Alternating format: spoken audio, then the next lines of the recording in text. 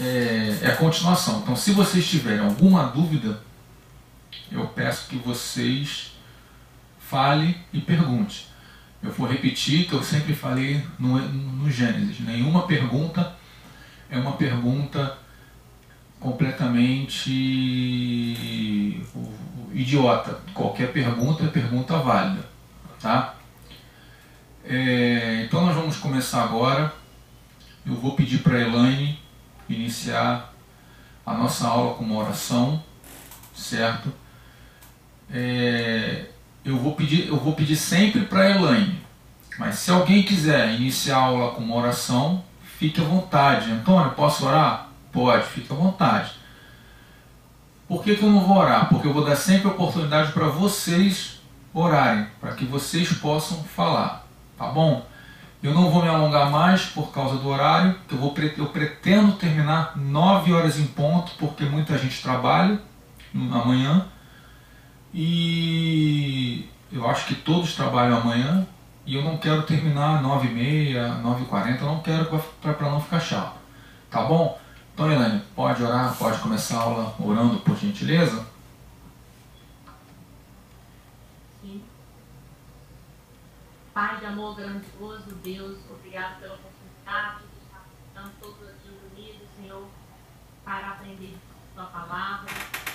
Deus, Senhor, é divina, Senhor, sabedoria vinda de Ti, Senhor, para a interpretação, Senhor, correta, Senhor, possamos aprender mais, Senhor, a cada dia, e possamos assim, Senhor, como núcleo, Senhor, transmitir, Senhor, esse conhecimento, Senhor, para aqueles que querem aprender.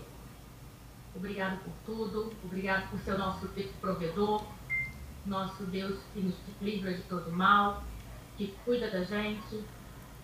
Esteja, Senhor, com cada um aqui presente, Senhor, abençoe grandemente. Esteja, Senhor, também com o Antônio, Senhor, capacitando cada dia mais a vida dele, Senhor. Obrigado por tudo. Em nome de Jesus Cristo. Amém. Amém. Eu vou começar, eu vou manter o padrão que a gente sempre estava fazendo no ano passado, no Êxodo, tá? Vou começar com áudio, e esse áudio que eu vou começar, o áudio que vai ser o áudio da narrativa do capítulo, e quando eu for ver que tem um bloco, tipo, quando eu for falar sobre o tabernáculo, eu vou tirar o áudio e nós vamos estudar o bloco tabernáculo separadamente, tá ok? O capítulo 1, eu poderia tirar o bloco do capítulo 1 e falar sobre o capítulo 1 e o capítulo 2 ao mesmo tempo, mas eu preferi não fazer isso hoje, para a gente poder, já que é a primeira aula, que a gente fala sobre o capítulo 1, né, eu preferi falar dessa forma. Semana que vem eu vou falar sobre o capítulo 1, o capítulo 2 e o capítulo 3. E assim a gente vai tentar falar sobre 2 capítulos, se não possível falar sobre 2 capítulos, falar um capítulo, certo? E esse um capítulo que eu for falar, eu vou tentar já preparar para o próximo capítulo, tá ok? Pretendo dar Êxodo e Levítico esse ano. Vocês estão conseguindo entender o que eu estou falando?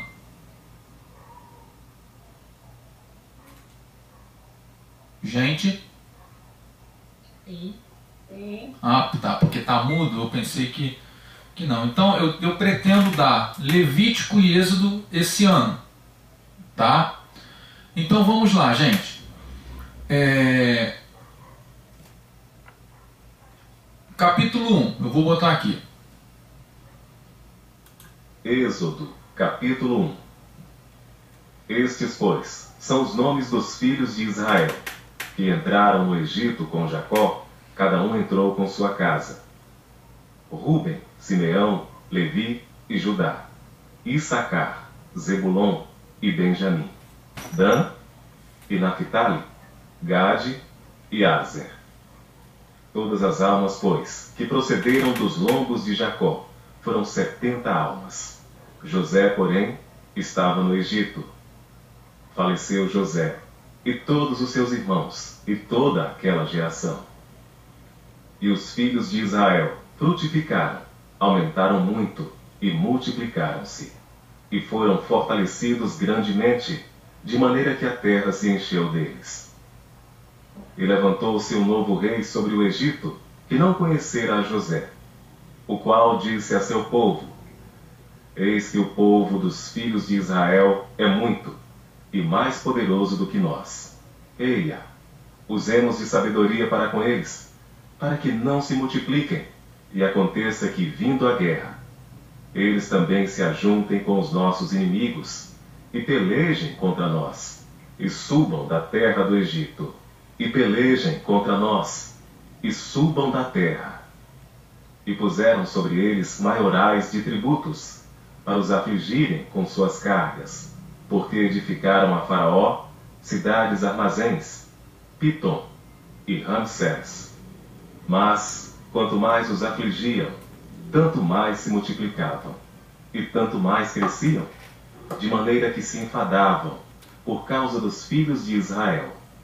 E os egípcios faziam servir os filhos de Israel com dureza, assim que lhes fizeram amarga a vida com dura servidão, em barro e tijolos, assim que lhes fizeram amargar a vida com dura servidão, em barro e em tijolos, e com todo o trabalho no campo, com todo o seu serviço, em que os obrigavam com dureza. E o rei do Egito falou às parteiras das hebreias, das quais o nome de uma era Sifrá, e o da outra Puá, e disse: Quando ajudardes a dar à luz as hebreias, e as virdes sobre os assentos, se for filho, matai-o, mas se for filha, então viva. As parteiras, porém, temeram a Deus, e não fizeram como o rei do Egito lhes dissera. Antes, conservavam os meninos com vida. Então o rei do Egito chamou as parteiras e disse-lhes: Por que fizestes isso? Gente, desculpa. Mas, quanto mais os afligiam, tanto mais se multiplicavam, e tanto mais cresciam, de maneira que se enfadavam por causa dos filhos de Israel. E os egípcios faziam servir os filhos de Israel com dureza, assim que lhes fizeram amarga a vida com dura servidão, em barro e tijolos, assim que lhes fizeram amargar a vida com dura servidão, em barro e em tijolos, e com todo o trabalho no campo, com todo o seu serviço, em que os obrigavam com dureza. E o rei do Egito falou às parteiras das hebreias, das quais o nome de uma era Sifrá, e o da outra Puá, e disse: Quando ajudardes a dar à luz as hebreias, e as virdes sobre os assentos, se for filho, matai-o, mas se for filha, então viva. As parteiras, porém, temeram a Deus, e não fizeram como o rei do Egito lhes dissera. Antes, conservavam os meninos com vida. Então o rei do Egito chamou as parteiras e disse-lhes: Por que fizestes isto, deixando os meninos com vida? E as parteiras disseram a Faraó: É que as mulheres hebreias não são como as egípcias, porque são vivas, e já têm dado à luz antes que a parteira venha a elas. Portanto Deus fez bem às parteiras, e o povo se aumentou, e se fortaleceu muito. E aconteceu que, como as parteiras temeram a Deus, ele estabeleceu-lhe casas. Então ordenou Faraó a todo o seu povo, dizendo: A todos os filhos que nascerem, lançareis no rio, mas a todas as filhas guardareis com vida. Amém.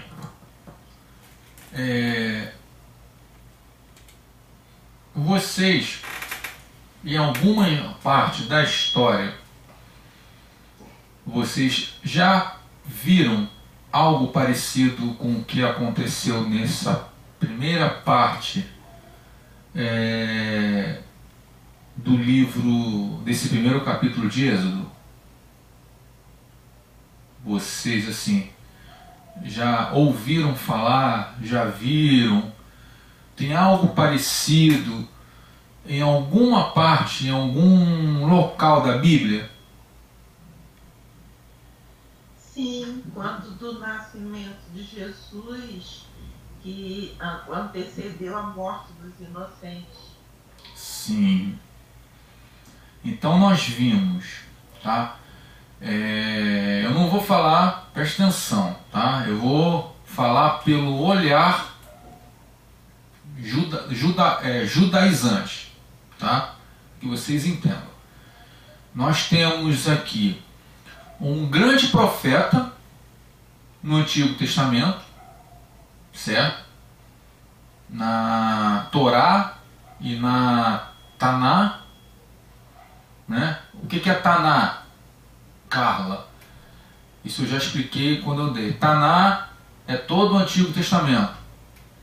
E nós temos um grande profeta, que Jesus, pro judeu, é um grande profeta. Nós temos ele como Deus, mas ele é um grande profeta pro judeu.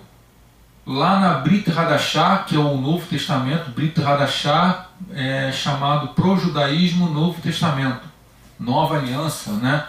Ou novo livro, né? Para ser mais exato. Então nós temos essa comparação que um grande, né? Um grande profeta, aconteceu que ele foi liberto das mãos de Faraó através da morte de bebês, certo? E um grande profeta, ele foi liberto da morte de Herodes através, né, um anjo foi lá e falou para José que era para eles irem para o Egito. E quando eles foram para o Egito, eles se ficaram libertos das mãos de Herodes. Uma das, como é que eu vou falar? Peculiaridades, uma das particularidades que faz com que o livro do Êxodo tem algo muito parecido com a trajetória, né, dos evangelhos, é essa parte, tá? Nós vamos ver muitas coisas parecidas no livro do Êxodo, certo? Que traz a memória do povo cristão muitas particularidades. Uma das coisas que eu vou só dar uma pincelada é o tabernáculo, certo? Deus manda o povo construir um templo móvel, certo? Para que pudesse prestar culto para o Senhor no deserto. E nós sabemos que o templo móvel somos nós, que somos igreja. Aí o templo, o tabernáculo, somos nós.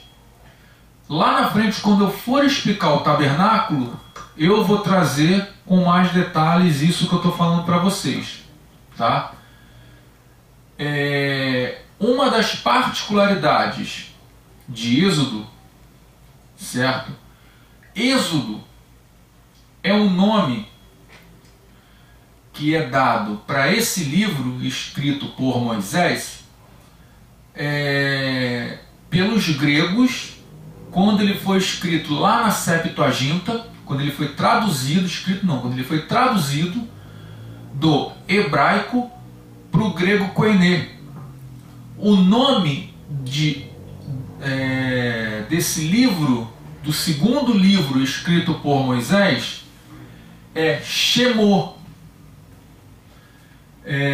que simboliza, basicamente, eu falei isso lá quando eu comecei a dar a introdução à Torá, eu falei que simboliza basicamente as primeiras palavras do livro do Êxodo, né? Que são estes os nomes, que está lá, são estes os nomes, que no hebraico basicamente o Ele Shemor. E no judaísmo, basicamente, todos os primeiros nomes dá o nome do livro, né? E forma, esse nome em hebraico forma o título do Êxodo, do nome do Êxodo, do livro na tradição hebraica. Tá? Antônio, aonde que eu posso provar isso? Aonde que você pode me provar isso? Quando você pega lá a Torá, lá na Torá, em vez de você encontrar lá esse nome, Êxodo, ou quando você pega lá, em vez de você encontrar logo de cara esse nome Shemor, você vai encontrar o Ele Shemor, que significa isso que eu falei. São estes os nomes. E por quê? Quando Moisés ele escreve o livro do Êxodo, daí para frente, Moisés ele domina muito mais o livro do Êxodo, a escrita do livro do Êxodo, quanto a escrita do livro de Gênesis. Quando ele vai parar para escrever Êxodo, ele vai escrever do seu nascimento para frente, ele vai escrever algo que ele já sabe, algo que é muito mais recente para a vida dele do que algo que ele nunca viveu e que foi passado de tradição oral lá por Jetro, por Joquebede, pelos seus irmãos, do que algo que ele viveu, do que ele aprendeu. Antônio, mas como que você está falando que foi passado por Joquebede e por Jetro? Moisés, nós vamos ver de um tempo, nós vamos ver um período que ele quando ele nasceu, quando ele completou uma certa idade, nós sabemos que ele foi para o palácio e lá ele teve ensinamentos para ser um príncipe do Egito. Vocês concordam comigo, porque isso está na história bíblica.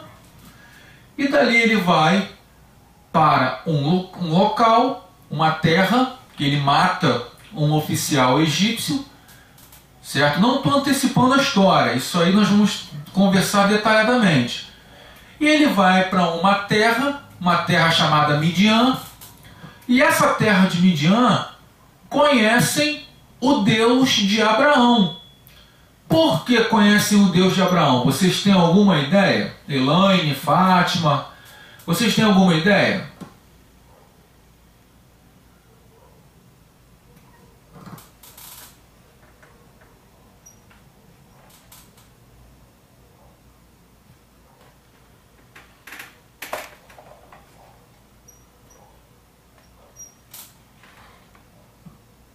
Hein, meninas?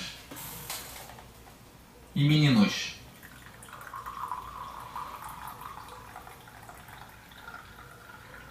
Entenda. Oi? Não entendi. Não sabe? Quem foi lá para a terra de Midian? Quem foi lá para aquela região? Que conhecia muito bem o Deus de Abraão? Moisés, né? Não.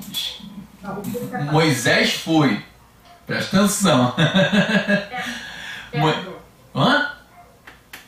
Jetro, ele era descendente de quem? Quem herdou aquela terra? De Abraão.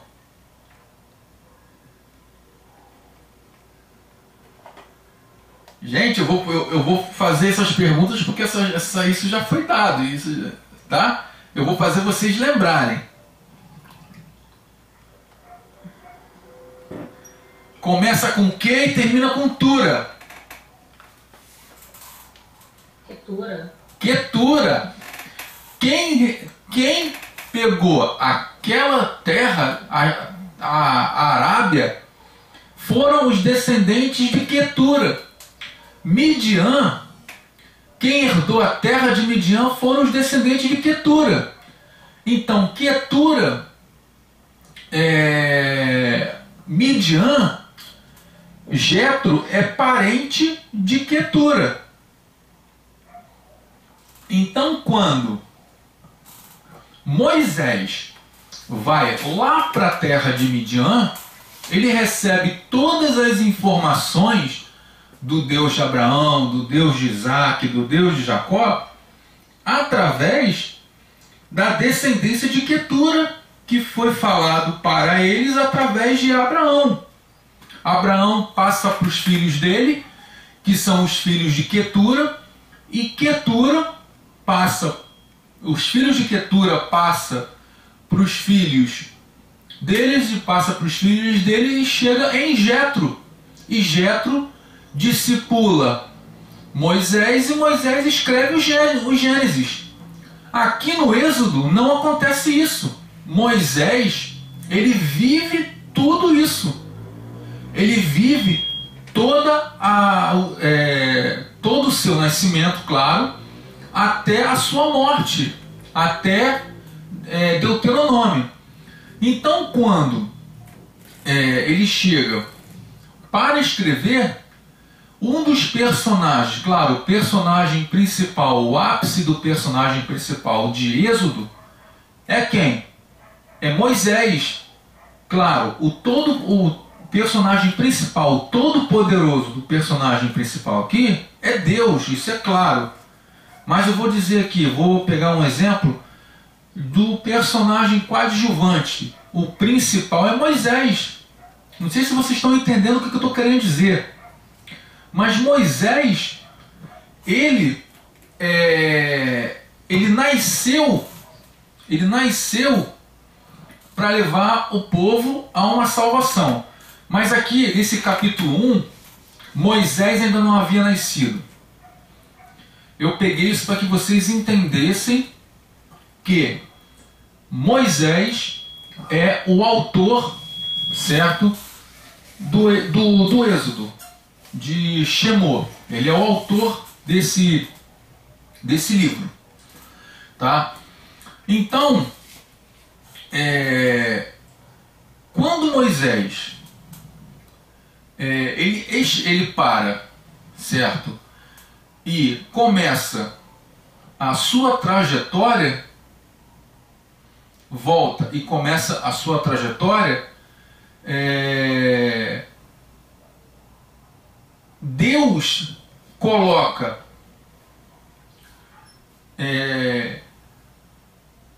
Moisés como o quê?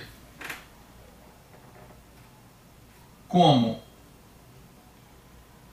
a figura do quê?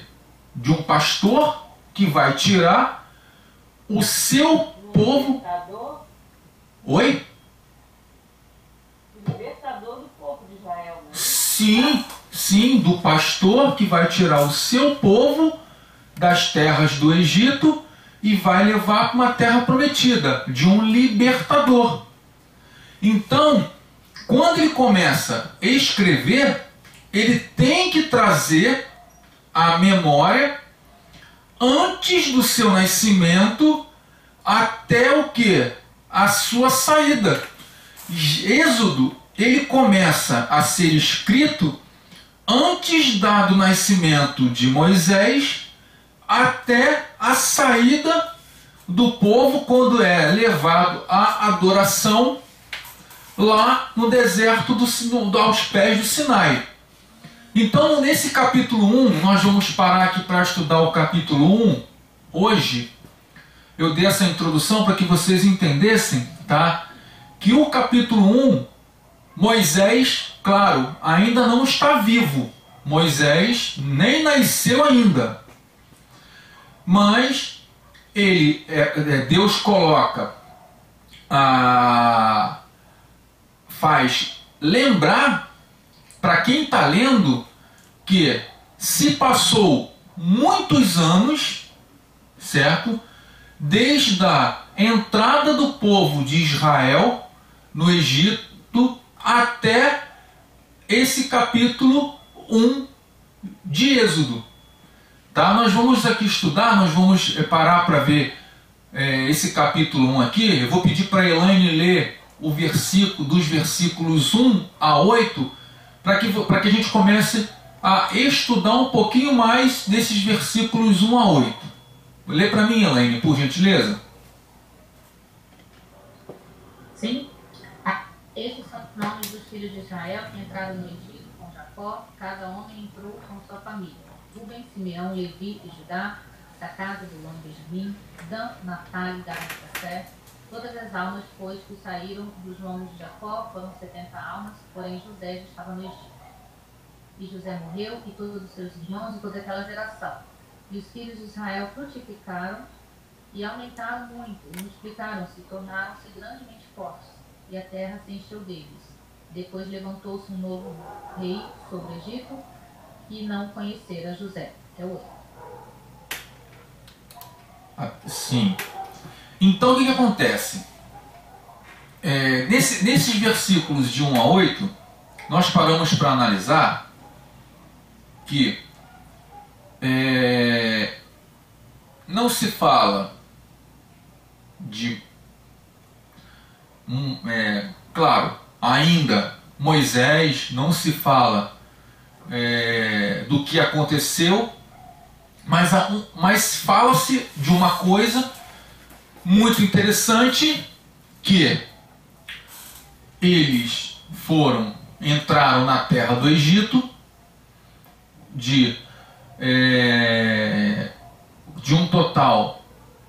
com um total de 70 pessoas, certo? E esse total de 70 pessoas começou a prosperar de uma tal forma, e tem algumas correntes teológicas que falam que eles ficaram, como eu falei na aula passada, 400 anos, ou tem pessoas que falam, mais bonito, 4 séculos como escravos, certo? E essas pessoas, de aproximadamente 70 pessoas, passou a ser 603.550 pessoas. Aí eu falo para vocês, de 70 pessoas para 603.550 pessoas, tá? Isso está lá em Números. Números 1, versículo 46.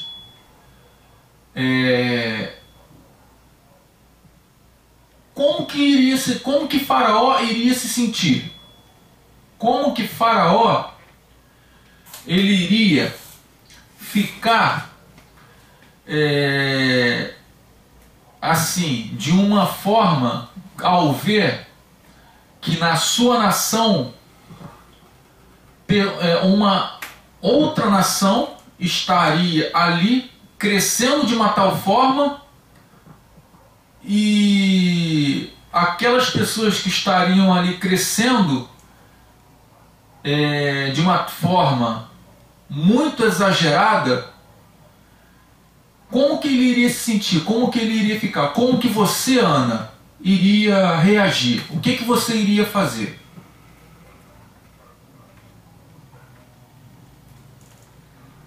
Vendo que aquele povo se multiplicava? Isso. Isso. O que você iria fazer? Eu, no lugar de Faraó, ia pensar o mesmo. Que o povo dele, né, estava diminuindo. E o povo de Israel, cada dia, multiplicando mais. A ganância, né, dos governantes, até hoje é assim. Então, por medo, né, ele fez isso. Eu acho que é natural da humanidade pensar dessa forma.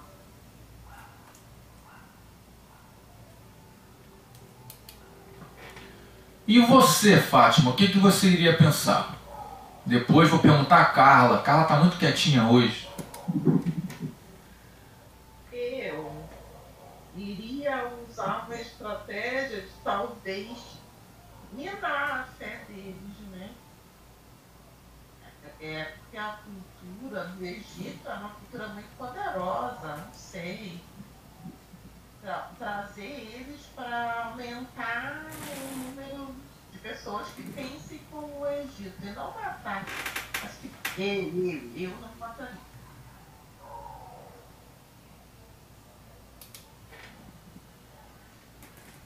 E você, Carla?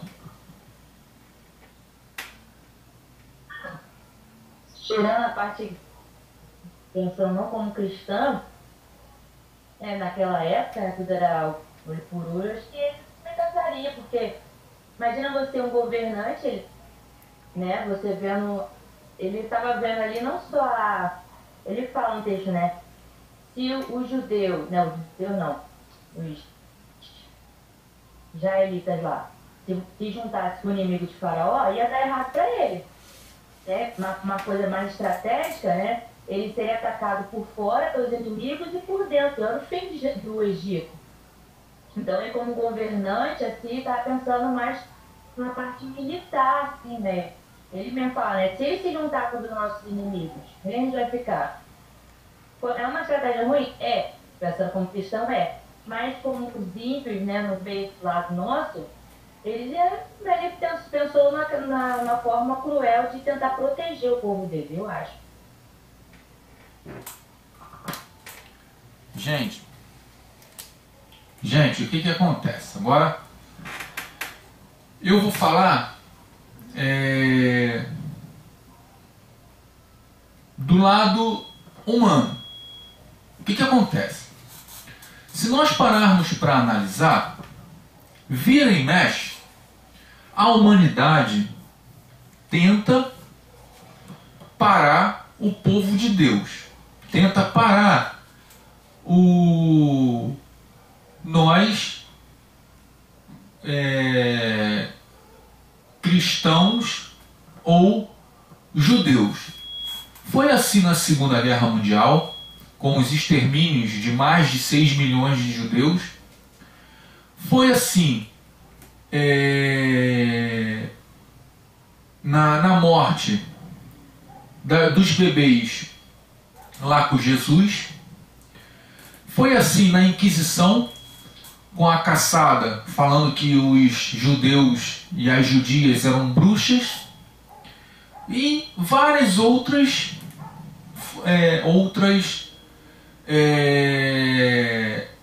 formas de perseguição.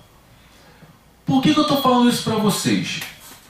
Não vai ser a primeira e nem vai ser a última vez.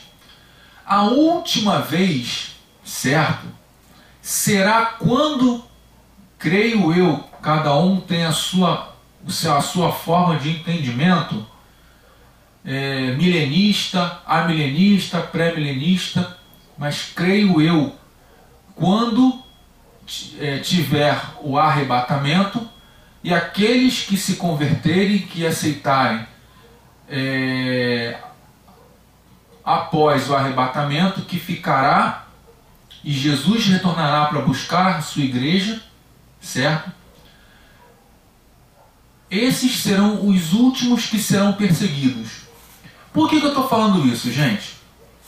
Existe aqui, nesse caso aqui, imagina só, se não houvesse uma intervenção aqui, porque Moisés, ele foi o último que sobreviveu, certo? E segundo a tradição, houve uma intervenção da filha de Faraó, certo? Porque ela não poderia ter filhos, ela tinha filhos e perdia, ela tinha filhos e perdia, ela tinha filhos e perdia. Então ela adotou Moisés quando foi colocado no cesto. Ela adotou Moisés, nós vamos ver na próxima aula, certo? E Moisés, quando ela adotou, os egípcios, eles são muito, como é que eu vou falar? Idólatras a esse tipo de coisas, eles eram muito idólatras a esse tipo de coisas, e eles acreditavam que era por causa da matança das crianças que a filha de Faraó não podia ter filhos. E ela adotou Moisés, e o rei fez um decreto que acabou com essa matança. Então imagina se não acabasse com essa matança, aonde iria parar? O que iria acontecer se não acabasse com essa matança? Imagina só, uma nação que só tem mulheres, uma renovação de mulheres e não tem renovação de homens. Imagina só que uma nação que só cresce mulheres e não cresce homens, aonde iria ter o quê? A renovação de geração. Não iria ter renovação de geração. O que iria acontecer? A nação iria acabar. A nação iria se tornar uma nação idosa, uma nação velha, e a nação iria sucumbir. Então, quando Moisés veio ao mundo e conseguiu, através do Senhor, passar por todos esses problemas, certo? Faraó, através da filha de Faraó, e essas pessoas que conseguiu dali para frente sobreviver e começou a fazer novamente uma nação crescer e se tornar uma nação grande, porque esse número aqui de 603.555 homens, tá? Eram homens, fora as mulheres, tá? Eram homens preparados para a guerra, tá? Tá lá em Números 1:46, certo? Era uma nação que, como saiu, não está aqui ainda, uma nação forte, preparada para assumir um governo ou qualquer outra coisa. Era uma nação que estava o quê? Em reabilitação, uma nação que estava se reerguendo. Então o que acontece? Dali para frente, Deus ele começa o quê? A tomar conta dessa nação, começa a tomar posse através do quê? Das mãos, certo? Da força e do poder da ação de Moisés. Dali para frente, quando criança, Deus já começa a agir também na vida dele através dessa, como é que eu vou falar? Dessa libertação. Não sei se vocês estão conseguindo entender o que eu estou querendo dizer. Tem alguma dúvida? Tem alguma pergunta? Ou alguma colocação? Não sei se eu estou conseguindo ser claro em relação a isso. Moisés, ele não foi só usado por Deus quando ele chegou a completar 80 anos e voltar. Moisés, ele foi usado por Deus também para cessar a morte dessas crianças. Lá atrás, quando ele nasceu, ele foi usado também para não permitir mais com que essas crianças morressem. Não sei se vocês estão entendendo o que eu estou querendo dizer. Alguma pergunta?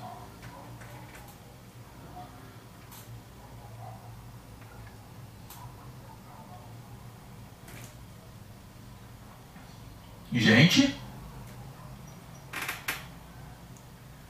Não, Antônio, pode continuar a aula. Ah, tá, porque ficar mudo, aí eu acho que não tem, que travou aqui, entendeu? Por isso que eu estou perguntando.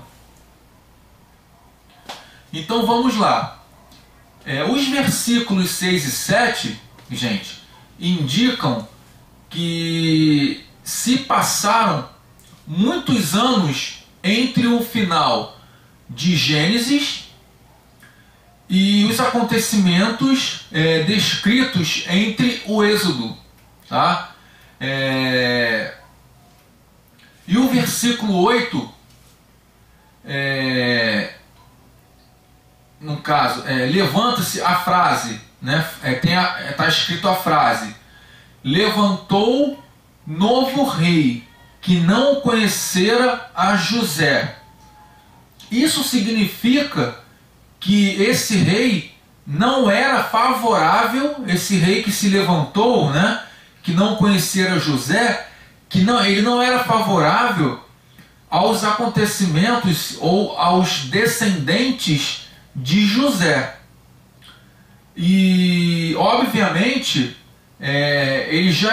José já estava morto e ele não tinha como, né, dizer tudo aquilo que ele havia feito, né? Tudo aquilo que ele havia, no caso, colocado o Egito como a nação importante que era, e nem falado, e nem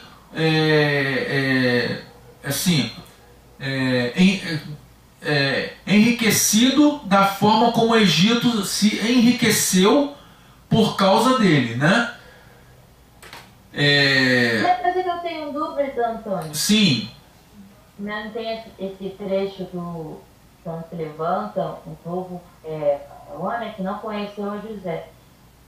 Porque os egípcios, eles são, pelo menos que parece na prisão, né? Eles escreviam tudo. Sim, né? sim. Né? Naquele símbolo. Eu acho muito estranho, assim, não sei se a tradição judaica conta alguma coisa sobre isso, se eles apagaram, por ele não registrar esses feitos de José, né? Porque parece que simplesmente, na minha cabeça, assim, né? Parece que eles parecem que apagaram a história de José ao ponto desse novo faraó nascer e conhecer, né? Porque eles registram tudo, você encontra até coisas antigas, né? Nas pedras, nas coisas da história do passado, dos faraós do passado, e não tinha nada de José. Isso é uma coisa que eu me questiono. O que acontece, Carla? Eu vou começar a falar em termos judaicos com vocês, tá? Os midrashes, que são os teólogos judaicos, os midrashes, o que eles falam? Que eles, lá os egípcios, eles costumavam entrar em guerra. Eu não sei se vocês conhecem as dinastias, dinastia não sei o que, dinastia não sei o que lá, dinastia não sei o que lá. O que são dinastias? São famílias egípcias que passam o trono de pai para filho, hereditário, mas chega uma certa época, o pai não tem filho. Aí um camarada entra em guerra e toma o trono daquele egípcio, né, do rei, do faraó. Então muda-se a dinastia. A dinastia egípcia daquele faraó cai e levanta-se uma nova dinastia. Por isso que o filho, claro, homem, não é mais errado falar filho homem, filha mulher, não é mais errado. O filho homem era muito importante naquela época. Por quê? Para que a dinastia fosse preservada. Então o que acontece? O que os midrashes falam? Que entre José ter entrado com a sua família no Egito até a escravidão do povo hebreu, houve mudança de dinastia. E quando houve essa mudança de dinastia, entrou um faraó que não gostava de pessoas estrangeiras ocupando cargos importantes. Então o que eles fizeram? Pegou todas aquelas pessoas que ocupavam cargos importantes e transformou elas em escravos. Não foi só os hebreus, foram todos os estrangeiros. Pegou, fala-se mais dos hebreus, porque eram 600 e poucos. 603.550 hebreus. A diferença, a quantidade era muito enorme. Então, por isso que pega essa quantidade muito grande e fala-se muito mais de hebreus. Mas não eram só hebreus, eram outras pessoas também que se tornaram escravos. Quando saíram do Egito, não foram só hebreus, foram hebreus e outras pessoas que também estavam escravas no Egito. Está me entendendo, Carla? Respondi sua pergunta? Respondeu, então, uma troca de dinastia, né? Isso. E aí mudou o cenário. Isso. Aí o que eles fizeram? Eles rasgaram tudo que falaram de José. Tudo que falaram bem do governador, eles rasgaram, tacaram fogo, entendeu? E fizeram o que fizeram. Tá? Então, gente, vou mudar aqui. Pode falar, Elaine. Tem muitos arqueólogos, né, tentando comprovar a cidade de várias histórias típicas, inclusive a de José, de Moisés também. Então, assim, realmente tudo foi perdido. A guerra destruía tudo. Quando invadia, destruía tudo. Não tinha aquela coisa de manter, né? Manter a cultura, né? De, sei lá, como se fosse uma biblioteca, como assim, não existia isso. Então, tudo realmente era destruído mesmo. Até essa parte até da lei também dos meninos, né? De não ter somente a palavra de Deus, que consta isso, esse relato de Moisés. E foi descoberta há pouco tempo uma cidade próxima ali do Egito, com símbolos nessa cidade de um lugar de armazenamento de cereais. Então isso aí já dá comprovação do método logístico de armazenamento de José. Entendeu? Sim. E deixa eu falar uma coisa para vocês. Não tem como comprovar. O corpo, não tem como achar o corpo de Moisés, tá? E não tem como comprovar nenhum registro histórico dizendo que José ou Zafnat Paneia passou pela terra, ou foi governador do Egito. Não tem como, porque foi rasgado, foi riscado do mapa todo e qualquer registro dele. Até Flávio Joséfo, que foi o maior historiador judeu, não conseguiu encontrar nada sobre isso, sobre ele. Assim, a gente tem pela fé, a gente sabe, a gente conhece pela fé, mas a gente não tem como encontrar, não tem como a gente estudar, não tem como a gente dizer nada assim que tenha como comprovar. Moisés, por quê? Porque o Miguel lutou com Satanás pelo corpo de Moisés. Não, por isso que não tem como achar o corpo de Moisés. O anjo Miguel, o arcanjo Miguel. Não tem como. Por causa disso. E escritos arqueológicos sobre Zafnate Paneia ou José, não tem como encontrar, porque foi todo ele apagado, rasgado, foi tirado do mapa, foi queimado, sei lá o que aconteceu. Não tem como por causa disso. Tá bom? Então vamos lá, porque ainda tem bastante assunto. Tá? Elaine, lê para mim os versículos 9 e 10.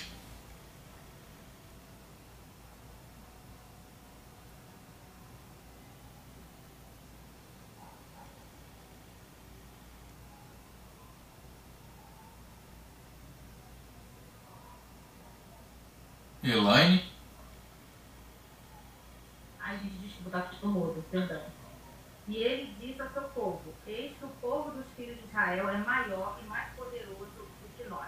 Vinde, atuemos sabiamente com ele, para que não se multiplique e aconteça que, vindo uma guerra, eles se ajuntem com os nossos inimigos e lutem contra nós, e assim se retirem da terra. Amém. A população dos israelitas, né, como a gente já vem falando, aumentou de tal forma, né, como a gente já vem comentando, que Faraó passou a considerar uma ameaça caso houvesse guerra, certo? Em razão disso, decidiu escravizá-los, certo? Essa decisão que ele tomou, tem teólogos cristãos que falam que essa escravidão, você tem várias linhas de raciocínio, tá, gente? Tem dizendo que foi 400 anos, tem dizendo que essa escravidão foi pouco tempo, tem dizendo que essa escravidão foi uma escravidão recente. Eu acredito na Bíblia. O que Deus falou com Abraão? Que o povo dele iria ficar 400 anos como escravo e mais 40 anos no deserto, e depois ele iria levar o povo dele para a terra prometida. Não foi que Deus falou lá para Abraão, quando Deus faz uma promessa, quando Jesus fala com Abraão e faz uma promessa lá para Abraão, quando destrói Sodoma e Gomorra, e ele não fala isso? Então eu acredito no que está na Bíblia e o que Deus fala, o que Jesus falou com Abraão. Tá? Então, tem gente que acredita que decidiu escravizar, e essa escravidão não foi uma escravidão de que levou 400 anos, que falam que não foi bem por aí, não foi bem isso aí, porque nenhuma nação leva 400 anos de escravidão, que geralmente 400 anos é muito tempo, e esses 400 anos iria acabar com a nação, iria acabar com o povo. Tá? Eu acredito na Bíblia, eu acredito no que está escrito, que o que está escrito, que iria levar 400 anos, e esses 400 anos Deus iria tirar esse povo dessa nação com mão forte e iria levar para Canaã. E foi o que aconteceu. Mesma coisa quando o povo foi levado cativo para a Babilônia. Deus falou que ia durar 70 anos, e durou 70 anos, e levou, e eles voltaram de volta, essa é boa. Eles foram de volta lá para Jerusalém, reconstruíram os muros de Jerusalém e voltaram a habitar na Cidade Santa. Então, gente, o que Deus fala ele cumpre. O que ele promete, ele cumpre. O que Deus faz, o que Deus fala, ele faz. E o que ele promete, ele cumpre. Isso está nas Sagradas Escrituras. Tá? Então, por que eu estou falando isso? Porque nós vamos, às vezes, parar para ler alguns livros, até mesmo publicado pela CPAD, publicado por algumas coisas. Nós temos que nos basear na Bíblia. Nós temos que entender o que está escrito na Bíblia. Nós temos que entender o que está escrito na Torá ou na Tanakh, é a mesma coisa, certo? É a mesma literatura. Nós temos que entender o que está escrito para não cair em erros, para não cair em contradição, porque a Bíblia, ela não se contradiz. Se lá em Abraão, Deus falou com Abraão que o povo ia ficar 400 anos escravo, e tem que ficar 400 anos escravo. Deus, ele não mente. Deus, ele faz e ele cumpre. O que ele fala, ele cumpre. Certo? Então, é aquilo que eu falo. Tem alguns teólogos, tem algumas pessoas que falam: mas a escravidão não foi bem isso tudo. A escravidão foi algo que levou pouco tempo. Nenhuma pessoa, nenhuma nação leva isso. Isso aí não é verdade. Se falar isso para vocês, vocês falam: não, gente, levou sim. Porque o que Deus fala está na Bíblia, e o que ele faz, o que ele fala, ele cumpre, o que ele faz, ele cumpre. Tá? E outra coisa, assim, todos os recém-nascidos do sexo masculino, foi nesses versículos 9 e 10, certo? Também eles foram, no caso, mortos. E isso também é algo que, se nós pararmos para analisar, é algo para impedir, certo, o crescimento populacional dos hebreus. Concorda comigo? Vocês já falaram algumas coisas sobre isso, né? E, consequentemente, é para acabar com a raça hebraica. Nós já conversamos isso um pouco aí atrás, né? Lá no início da aula. A Bíblia, ela registra 3 governantes que ordenaram massacres de crianças. Um deles é esse faraó que nós estamos conversando agora. Outro faraó é o de 2 Reis 11. E o outro é Herodes, no Antigo Testamento, tá? Que está registrado em Mateus 2. Essas atrocidades, essas coisas que acontecem, eles só podem ser inspirados pelo inimigo das nossas almas. Eles só podem ser inspirados pelo diabo, certo? De forma nenhuma, certo? Nenhum homem de sã consciência, gente, eles são inspirados para ter uma mente pecaminosa de uma tal forma que é capaz de matar crianças inocentes. Pelo contrário, uma criança... Antônio, Sim, Ana, pode falar. aí a gente vê mesmo como o inimigo, né, como o diabo usa desses homens, de poder, sendo instrumento deles, porque o diabo sabe que a semente de Deus estava com o povo de Israel. E ele aniquilando todos os homens, né? Ele ia aniquilar, e lá na frente ele saberia que o Messias, né, não viria para salvar a humanidade, não é verdade? Sim, sim. Gente, ó, vocês podem fazer o que a Ana fez, tá? Eu estou falando, aí vocês têm alguma coisa para falar, eu não tenho como ver vocês levantando a mão, não. Vocês podem me atropelar, tá? Antônio, faz o que ela fez. Tá? Vocês de repente... a maldade, né? Oi, Carla. O ser humano, eu acho que o ser humano é mau. Ele é mau. Não. E o inimigo, ele usa a nossa maldade, né? Nós já nascemos com a sujeira do pecado em nós. Então, esse faraó e tantas outras catástrofes que ocorreram no mundo, ele usa, ele fala conosco, mas a maldade está no nosso coração. Né? Eu acho que foi o faraó que matou crianças. A gente pensa, matou crianças, mas ele já pessoa ruim. O diabo só usou o que ele já era. Nós somos maus. Sim, Carla, sim, nós somos maus. Ele simplesmente usou a maldade que está dentro de nós. Perfeito. E o que você também falou, Ana, também é perfeito. Entendeu? Assim, vocês não fiquem inibidas em falar, não. Vocês podem falar. Pode me atropelar, Ana, você não se sinta constrangida, não. Tá? Pode falar, não tem problema, não.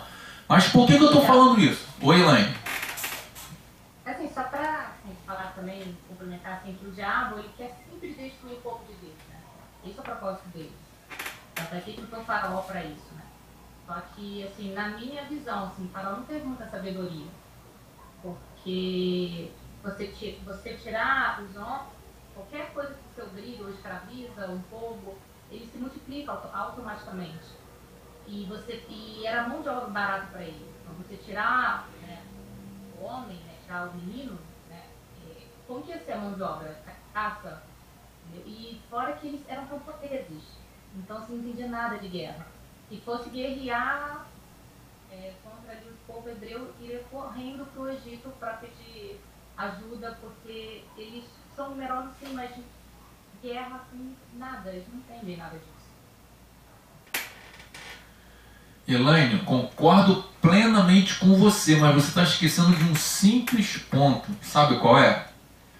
Eles não entendem nada de guerra, mas uma coisa eles têm: o Senhor dos Exércitos na mão dele. Sim, com certeza. Assim, não, só falei isso assim, porque não era para falar primeiro. Não, tá entendendo? Tá entendendo? Então o que acontece? Olha só, você não entende. Desculpa eu falar, tá? Vou pegar você como exemplo. Elaine não entende nada de informática. Mas se a promessa... Vou pegar um exemplo, tá? Não me entenda mal não, que eu não tenho teoria da prosperidade não. Mas você pode ter a promessa da prosperidade na sua vida, se te chamarem para fazer uma entrevista, que isso já aconteceu comigo, tá? Uma entrevista para você consertar um computador lá no Banco do Brasil, e aquela vaga é tua, né? Deus está te dando essa vaga. Você vai consertar um computador como ninguém. Isso já aconteceu comigo. Então, o que eu estou querendo dizer? O que eu estou querendo dizer? Isso acho que foi Carla que falou, não sei se foi Carla, não sei se foi a Ana que falou. Satanás, ele tá com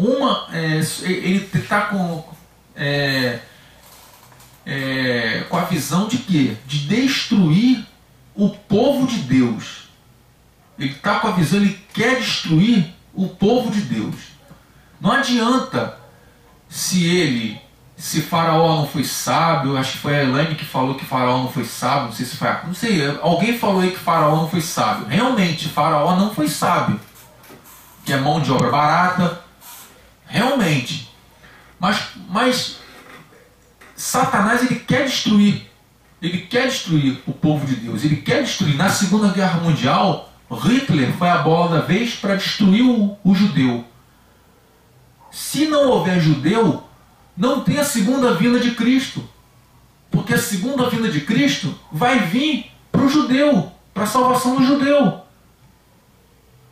Eu não sei se vocês estão conseguindo entender o que eu estou querendo dizer, mas o fato é que daqui para frente vai ser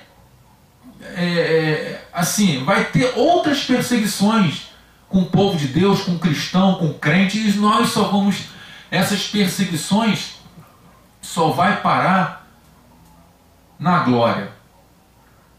E aquilo que eu estava falando, Faraó, Atalha, lá em 2 Reis, também perseguiu os bebês. Herodes, lá em Mateus 2, também perseguiu os bebês. Isso com qual intuito, gente? Para acabar com a linhagem messiânica. Simplesmente eles fizeram isso para acabar com a linhagem messiânica. Lembra lá no Gênesis que Deus ele extermina, ele mata os dois filhos de Judá? Porque eles não estavam dando continuidade, eles não estavam dando. Tamar se casou com um, aí um era mau, aí morreu, o outro não estava concluindo a relação. O que Deus fez? Matou ele também, ele caiu, morreu. Por quê? Porque ele não estava dando continuidade à linhagem messiânica que iria vir de Judá. Então, gente, aqui era a mesma coisa, aqui é praticamente a mesma coisa. A linhagem messiânica estava sendo exterminada através, claro, da família do povo inteiro hebreu. Satanás, ele nunca vai esquecer da promessa feita lá do Gênesis 3,15. Que promessa feita é essa?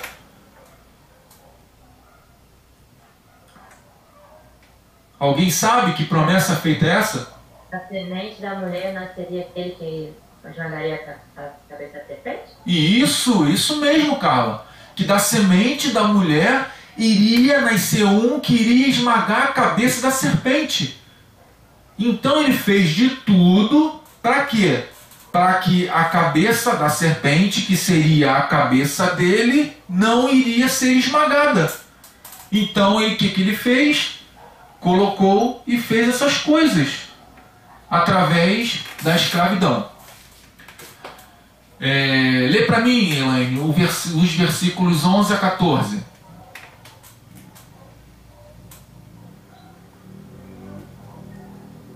Por isso, designaram sobre eles capatazes para afligi-los com suas cargas, e construíram para o faraó cidades de tesouro, Pitom e Ramassés. Mas, quanto mais os afligiam, mais eles se multiplicavam entre si, e por isso se afligiram por causa dos filhos de Israel. E os egípcios fizeram os filhos de Israel servir com rigor, e tornaram a sua vida má, com montura, escravidão, com argamassa e tijolos, e todos os tipos de serviço do campo, e em todo o seu serviço, e fazer o servir com rigor. Amém. Faraó, ele forçou, na verdade, os israelitas a edificar as cidades celeiros. Que cidades celeiros eram essas?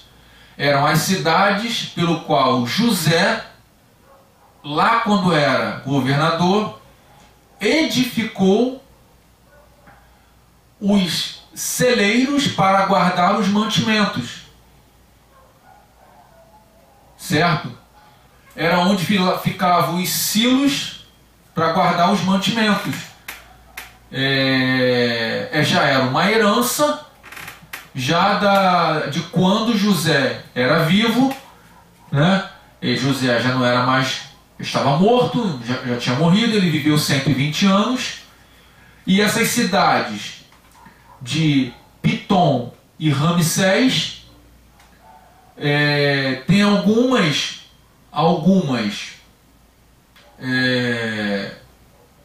teorias que falam que Pitom era o faraó da época, tá?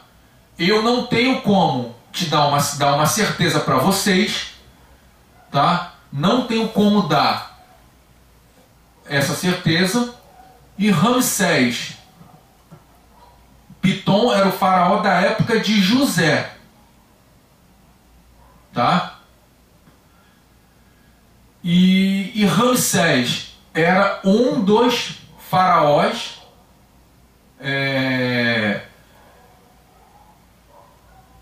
dali daquela localidade. Era um dos faraós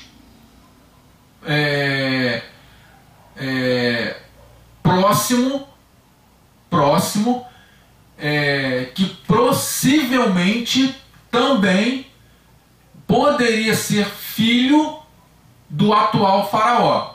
Eu não tenho como também dar uma certa certeza, tá? Estava vendo ontem um vídeo sobre essas teorias de que talvez quem fosse o faraó dessa época aí. Aí eles estavam estudando que talvez poderia ser Ramsés II, se eu não me engano. Que ele foi ele era um grande faraó tal, mas ele era muito perverso, né? Uma pessoa, um faraó muito perverso, né? Aí já dava pegando. Um cara que mata bebê, né?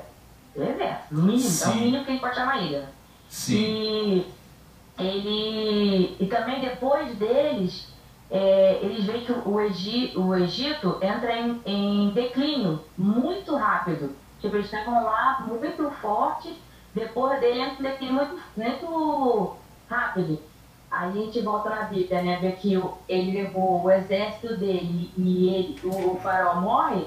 Imagina como ficou o povo egípcio, né? Sim. Deve ter tido guerra para reinar, daí estavam tendo essa teoria que talvez fosse ser Ramsés II. Esse Ramsés aqui, gente,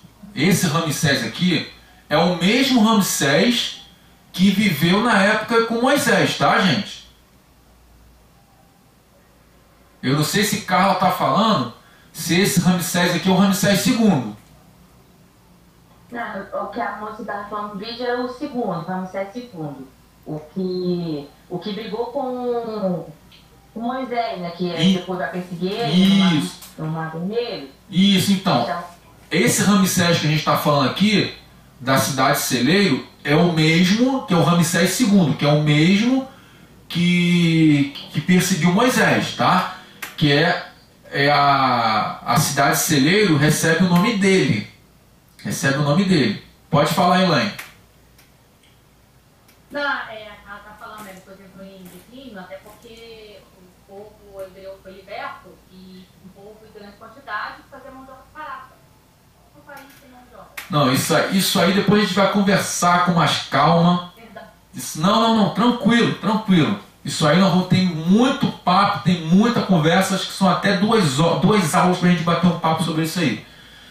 Então, no caso, eles edificaram essas duas cidades celeiros, que foi Pitom e Ramsés.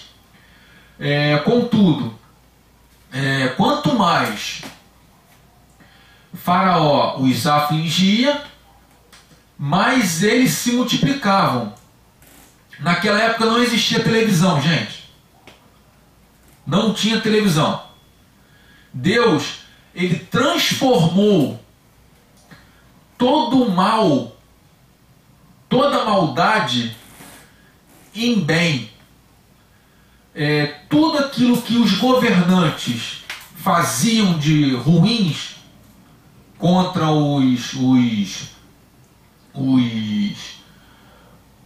o povo dele, ele transformou em bondade.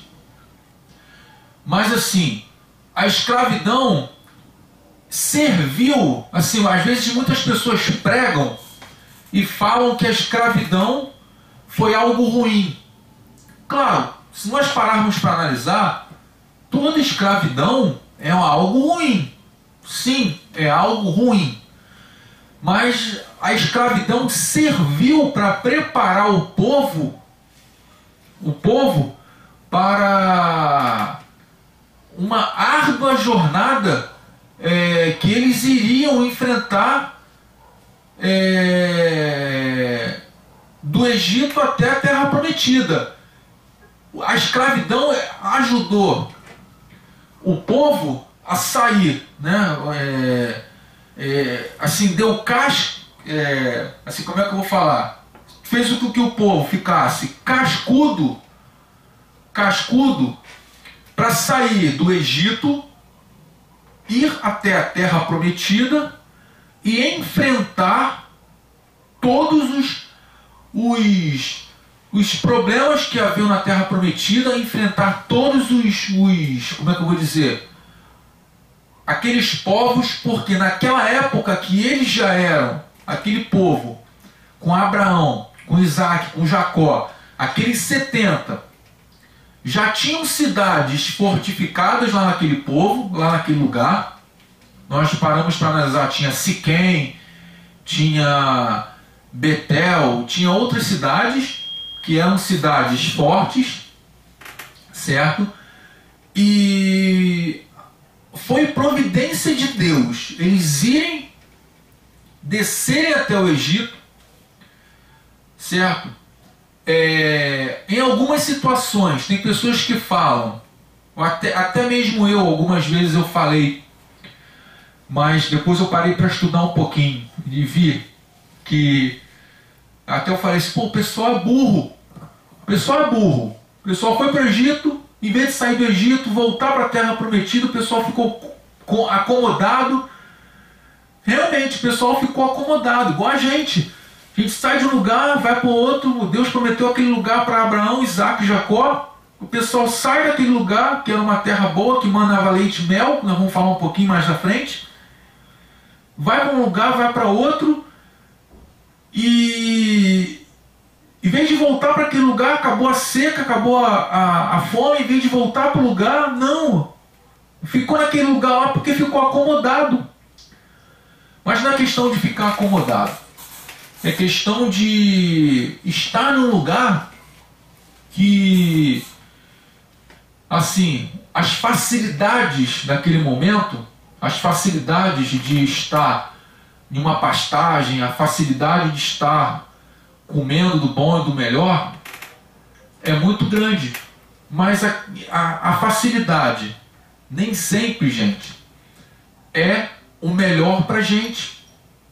Deus prometeu para Abraão, para Isaac, para Jacó, para Abraão, para Isaac, para Israel, para eles voltarem, para eles retornarem para aquela terra, que é uma terra que mana leite e mel, e o povo, a descendência deles, ficaram lá no Egito.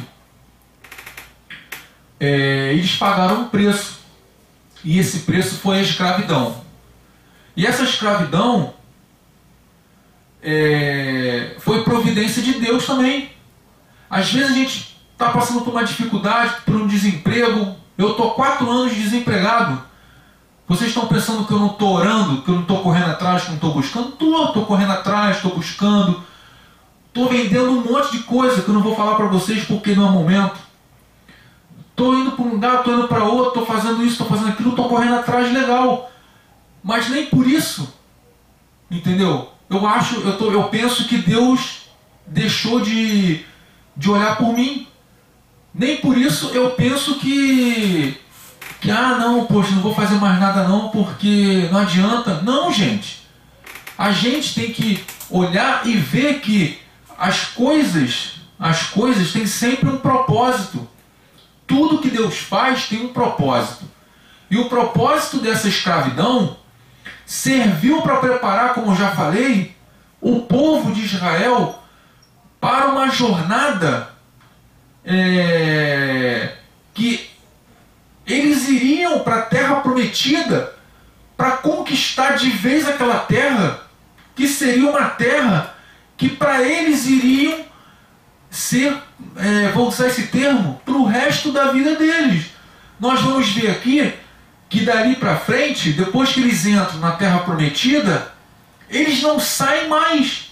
Claro, tem lutas, tem batalhas, tem guerras constantes até hoje, mas eles não saem mais. Então por que eu estou dizendo isso? Eu estou falando isso porque às vezes a gente, na nossa vida, nós vivemos em constante guerra. E às vezes a gente desiste. O inimigo das nossas almas faz a gente desistir de algumas coisas. Mas a nossa perseverança ela tem que ser constante. Nós temos que sempre dobrar o nosso joelho, sempre orar, sempre falar com Deus, sempre buscar, para que a gente possa o quê? Buscar e ter sempre Deus falando conosco. Tá? Elaine, lê para mim do 15 até o final, por favor, para a gente terminar. Sim. Às vezes deixa acontecer uma coisa em nossa vida, vai ter de mudança, né? Vamos lá, 15. E o rei do Egito falou às parteiras hebreias, das quais o nome de uma era Sifrá e o nome da outra Puá. E ele disse: quando fizeres o trabalho de parteiras mulheres hebreias e que arrides sobre os assentos, e se for filho, havereis matado, mas por filha, ela deverá viver. Mas as parteiras temiam a Deus, não fizeram conforme o rei do Egito lhes ordenara, mas salvaram os meninos, deixando-os viver. E o rei do Egito chamou as parteiras e lhes disse: por que fizeste essas coisas? E salvaste os meninos, deixando viver. E as parteiras disseram a Faraó: porque as mulheres hebreias não são como mulheres egípcias, pois elas são vivazes e já deram luz antes que as parteiras cheguem a elas. Por isso Deus agiu bem com as parteiras e o povo se multiplicou e tornou-se muito forte. E aconteceu que, porque as parteiras temeram a Deus, lhes estabeleceu casas.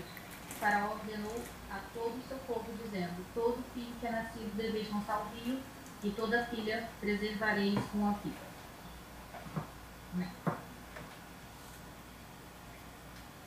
Amém.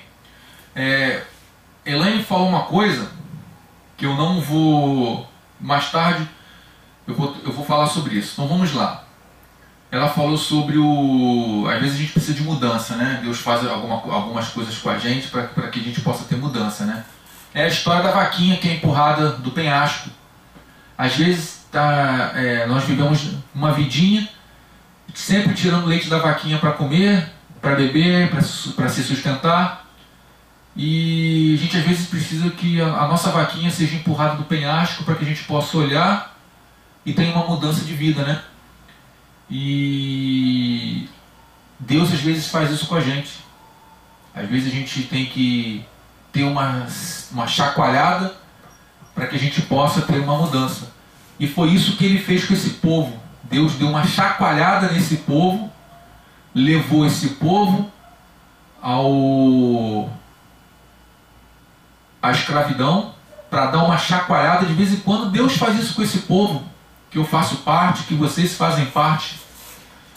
E através disso ele dá essa chacoalhada e para que possa haver mudança. Mas vamos lá, para a gente encerrar. O Faraó chama essas duas parteiras, Sifrá e Puá.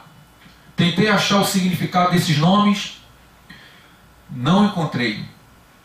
Tá? Depois eu vou tentar ver. Eu tenho um livro, Significado dos Nomes. Pesquisei nesse livro, não achei nada nesse livro.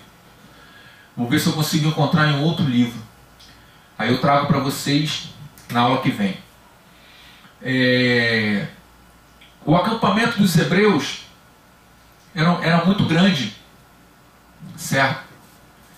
E provavelmente essa Sifrá e Puá eram provavelmente as parteiras chefe, provavelmente eram as parteiras responsáveis por várias outras parteiras. Porque imagina só, um acampamento com... Não vou dizer que todo mundo vivia aglomerado, todo mundo vivia junto. 605 mil ou 603.550 pessoas. Não vou dizer que vivia. Mas vamos supor que 100 mil pessoas viviam numa região por ali. Aí tem essas duas parteiras, Sifrá e Puá. Como eu falei, provavelmente elas eram as parteiras chefes. E ela tinha outras parteiras que é como se fosse um ambulatório, né? Que iam fazer os partos e retornavam lá para o centro médico, centro clínico, né? Com os bebês, com as crianças. E depois levavam para Faraó. Mas, pelo que eu pude, e pelo que eu estudei, pelo que eu pude ver, e pelo que eu já estudei, essas duas parteiras, elas eram pessoas tementes a Deus. Elas eram pessoas que temiam a ira do nosso Senhor, que ela não conseguia matar os meninos. Ela não conseguia pegar os meninos e matar eles. Então o que ela fazia? O que elas faziam? Elas mentiam para Faraó, dizendo que as mulheres tinham as crianças mais rápidas do que as mulheres egípcias, dizendo que as hebreias eram mais fáceis de dar à luz. E provavelmente, segundo alguns midrashes, há alguma verdade nessas afirmações. Deus, segundo eles, agia de uma forma mais rápida com elas, para que não tivesse o quê? Para que não tivesse como Faraó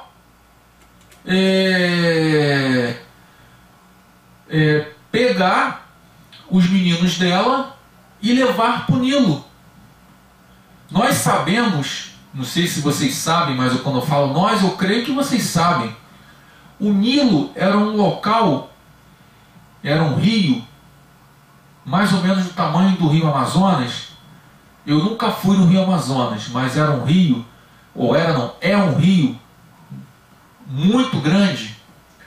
Porém, esse rio ele é infestado de crocodilos. Eu não sei hoje, mas na época de Moisés, ele é um rio que é um rio sagrado, que tinha muitos crocodilos.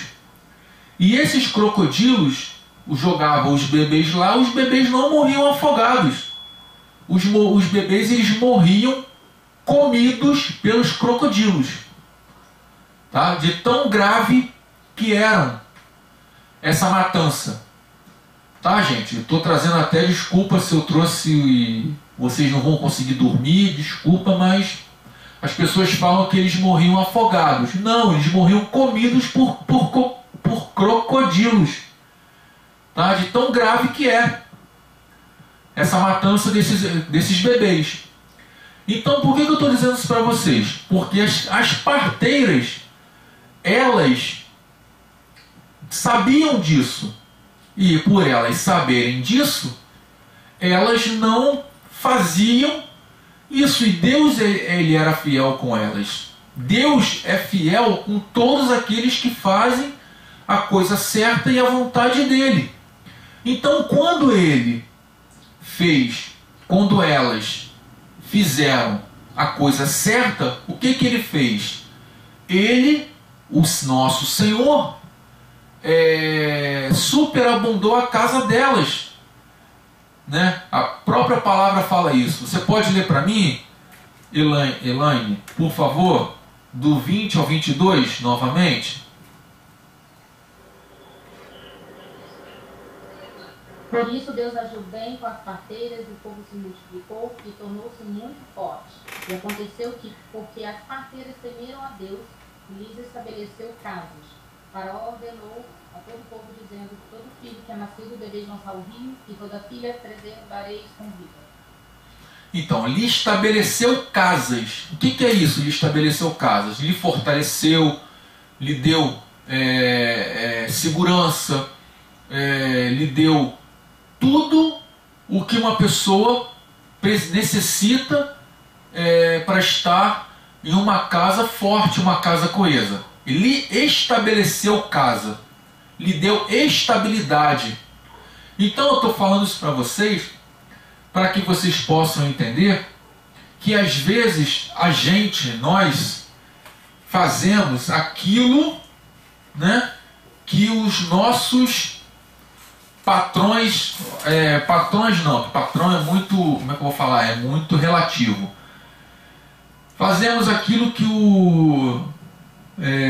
que algumas pessoas mandam a gente fazer.